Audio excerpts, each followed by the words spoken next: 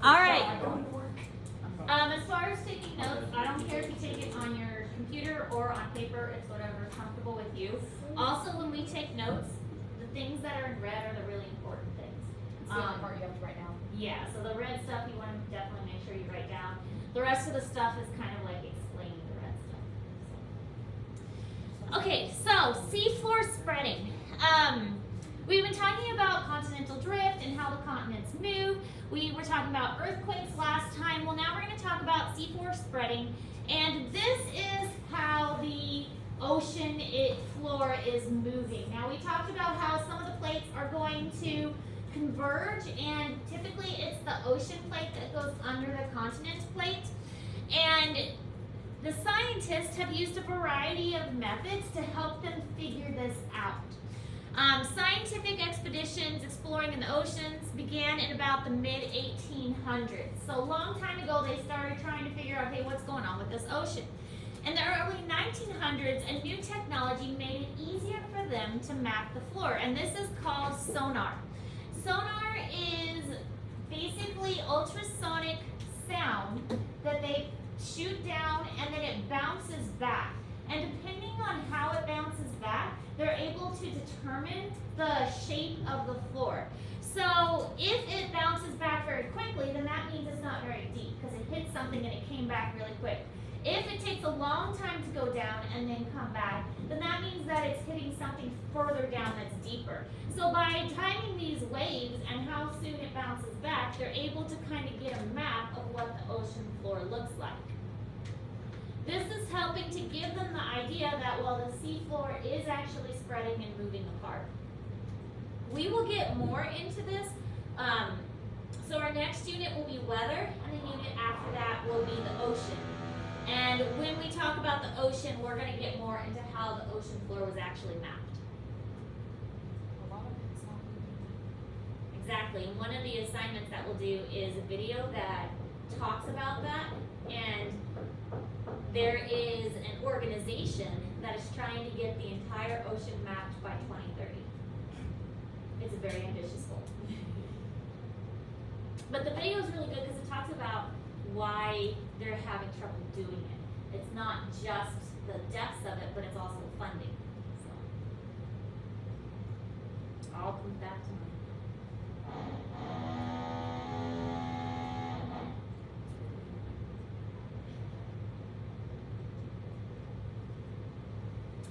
All right, so the ocean floor has these deep trenches, and the trenches are where the ocean plate is going underneath the continental plate. So it makes this big trench where the two are meeting and the one is going underneath. This is not necessarily a smooth process, and because it's going underneath, that's why we're going to get a lot of volcanoes in that area, because this is going to melt, it's going to cause a lot of disruption, and it needs an escape for that extra heat and energy. So trenches are curved valleys that form deepest parts of the ocean. And I'm sure you've heard of the Mariana Trench. The Mariana Trench is believed to be the deepest part of the ocean, and it's caused by one of these, where the plate is going underneath the continental plate, and it makes this really deep line, deep groove.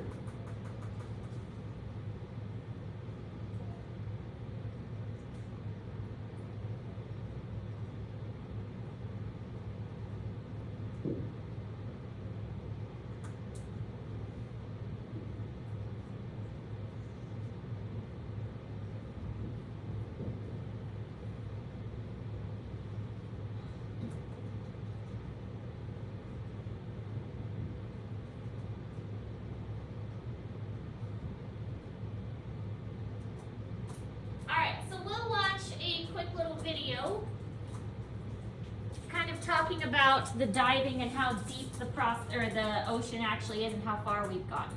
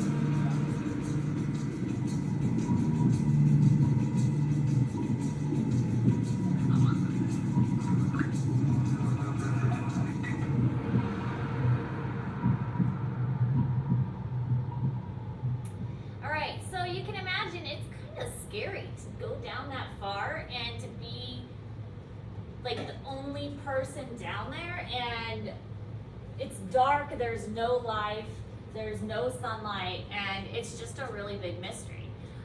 So the trench, the Mariana Trench, is considered the deepest part, but the reason this is formed is because of the way that the seafloor is moving. And part of that is due to the mid-ocean ridges, and this is where the ocean plates are actually being formed. So, as we talked about, it was kind of like a lava lamp. As the molten magma reaches that hot inner or outer core, it gets heated up, and so that heat is going to rise to the surface. When it rises to the surface, it rises to one of these ridges, and it pushes the rock to either side, and it's cooling as it hits that surface. Then, as it continues to cool, it's going to start to sink down underneath those other plates. Mid-ocean ridges, a long chain of mountains extending the length of the Atlantic Ocean, and so this is where the new ocean floor is being created and the new plate is being formed.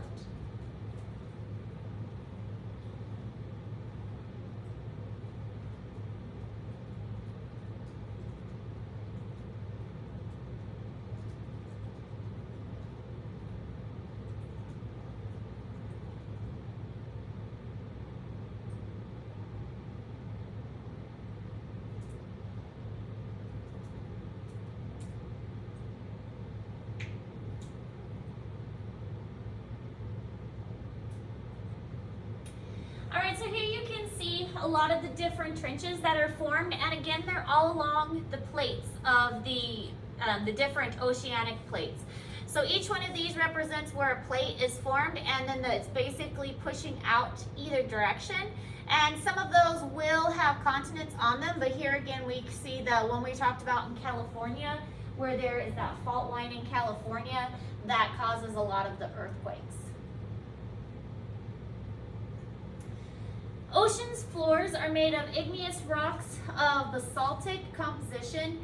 Most of the ocean floor is covered with a thick layer of sediment. So the sediment consists of dead stuff that has drifted down to the bottom. Dead plants, dead animals, dead shells.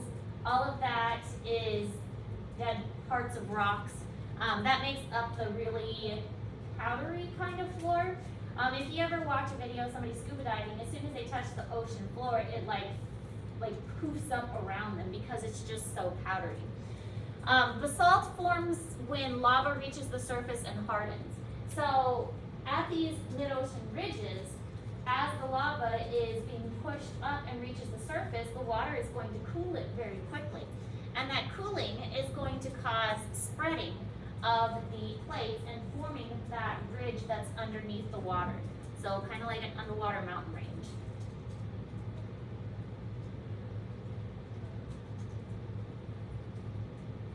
So the sediment doesn't form on top of the ridges because that is where the magma and the lava are coming up and cooling.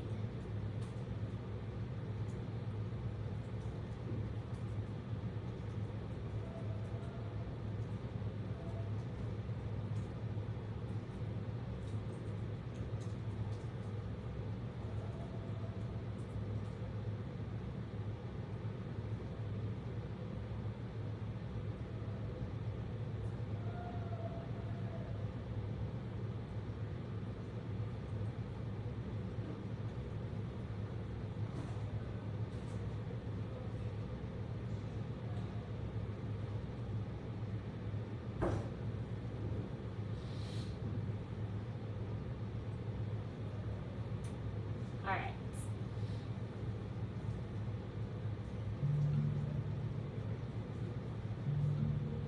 A black ghost shark is attracted to the light of the baited remote video system deployed by Te scientists. At almost 2,000 meters, food is scarce, so the bait is very attractive. The video unit lights up this dark world.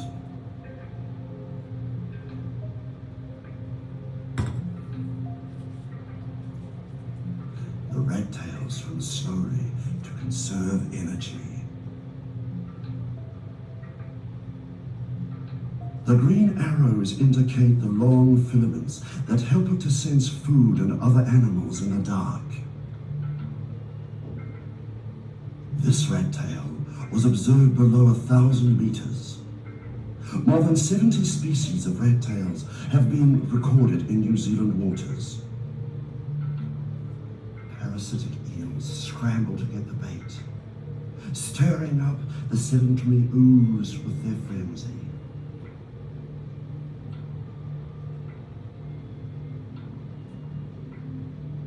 The smooth skate is a New Zealand native.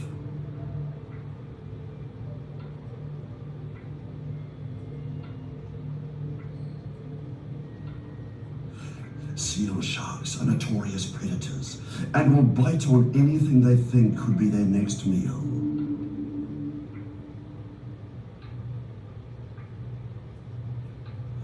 While the hagfish is busy eating the bait, the shark is planning a more animated dinner.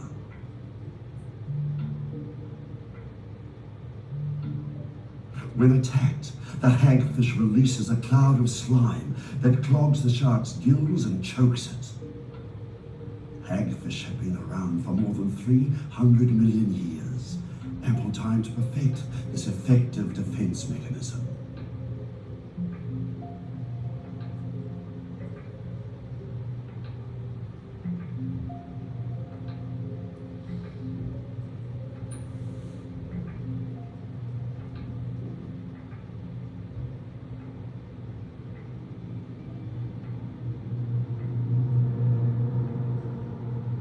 The redfish, or New Zealand bass, hovers among the coral.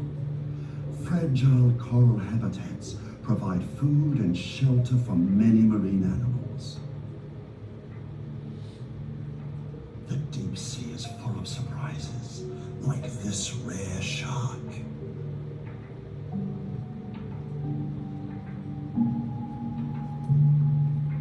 So it's really interesting that we don't really see them in person because we can't get down to those depths.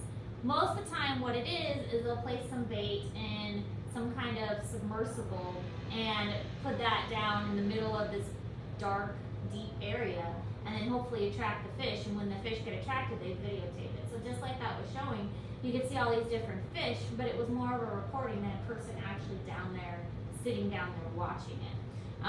So there's a lot that's going on in these deep things that we don't know about, and lots of species that we still can't find because it's so deep, their animals can't survive there very well, and so they are often not very high in number. They're pretty sparse. So you have to have something like bait to entice them to come in order to actually get a view of them. Hydrothermal vents are really interesting. This is a video about hydrothermal vents. Hydrothermal vents are like underwater volcanoes, but instead of really spitting out like lava and molten material, it's hot chemicals. And there have been whole ecosystems that have developed around these vents, and part of that is because there are some bacteria, instead of doing photosynthesis where they use sunlight to get energy, they actually use chemicals, and they can take chemicals and turn that into energy. And the bacteria are called chemosynthesis because it's chemicals instead of photosynthesis, photo for light. So this video is about hydrothermal vents and the animals that live there.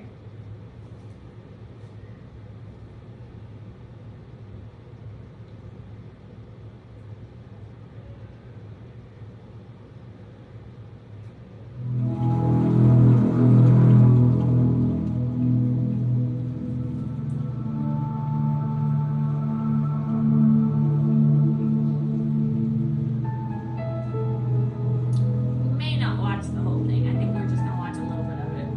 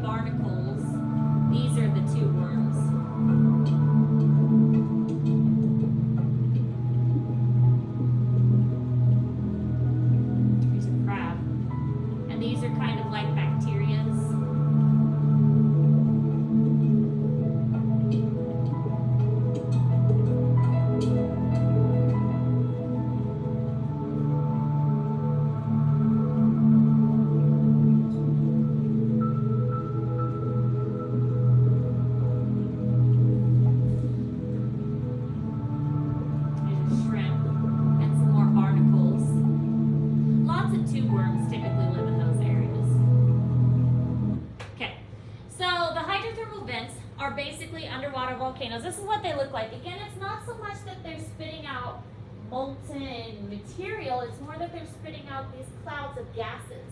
And these clouds of gases have lots of chemicals in them, lots of things that aren't really good for most animals to survive, but they are able for some animals to survive. There are no sunlight, and sunlight is required for photosynthesis. So there are not going to be any plants or organisms that photosynthesize.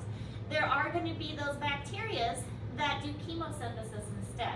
And that chemosynthesis, again, it's using those chemicals from the vent and turning those chemicals into energy.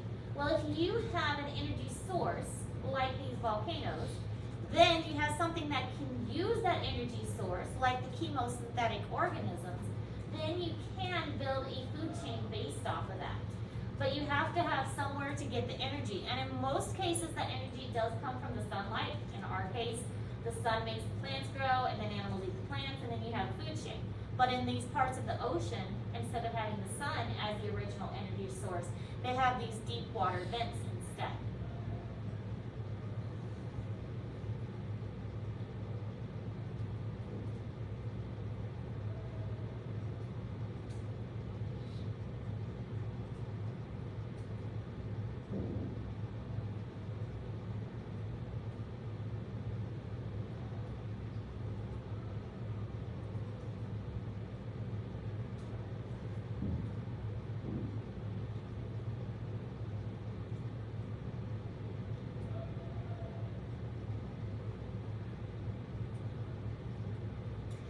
Alright, so seafloor spreading, we've already mentioned this with plate tectonics. Basically what we see happening is the magma is rising up in the center, and as it rises up, it's going to cool when it hits the surface.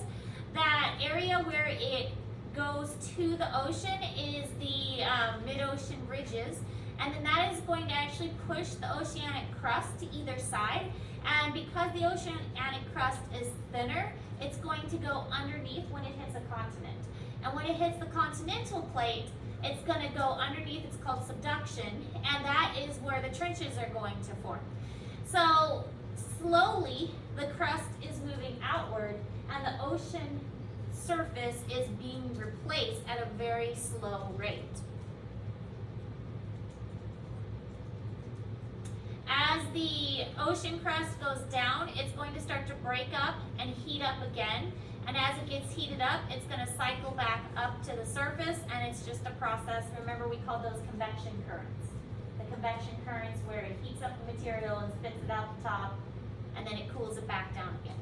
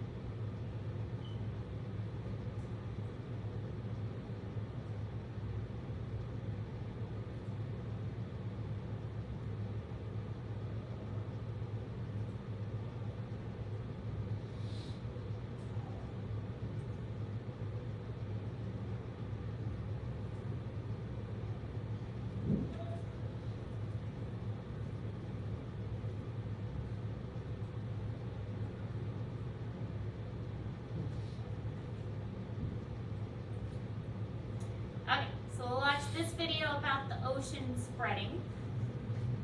This one's pretty short. During World War II, scientists at sea were using sophisticated technology to track submarines when they turned up surprising information about the ocean floor. There they found a stretch of underwater ridges made of continually erupting volcanoes. mid-ocean ridges form when molten rock rises from inside the Earth and then pushes the crust apart. A vast spreading seafloor strong enough to move the continents. Not only is new crust formed in mid-ocean ridges, but it dips back down again into the interior of the Earth. You put this all together, and what you get is plate tectonics.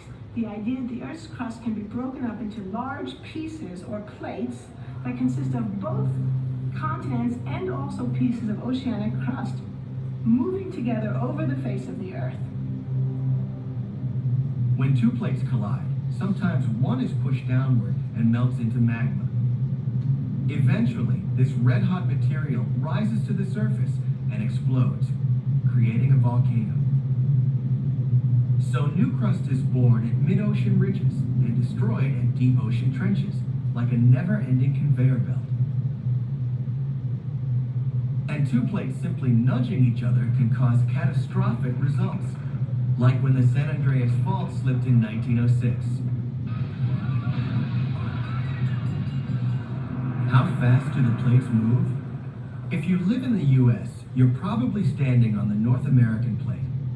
In the course of 1 year, the ground under your feet will move about 2 inches. And over long periods of time, that's enough to reshape the Earth, build mountains, trigger earthquakes, and create volcanoes. So it's interesting to think that the plates move 2 inches a year. Again, this is something we can actually see. We can see 2 inches. It's not something that's on a microscopic scale. So it's interesting to note that this is something that's happening. All right, so you don't have to write this down.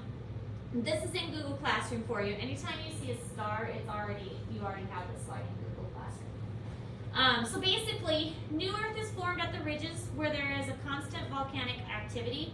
This pushes the plates apart, and some plates go under the other plates. The plates that goes down, heats up, melts, and then it cycles back to the surface. So in these circles, kind of like a conveyor belt, called convection currents. All right, so the ocean is youngest along the mid-ocean ridges and oldest the further away from the ridge. So new ocean is constantly being made at these mid-ocean ridges, and the oldest ocean is in the deep trenches going underneath. None of the rocks are older than 180 million years because all of the rock has been cycled through.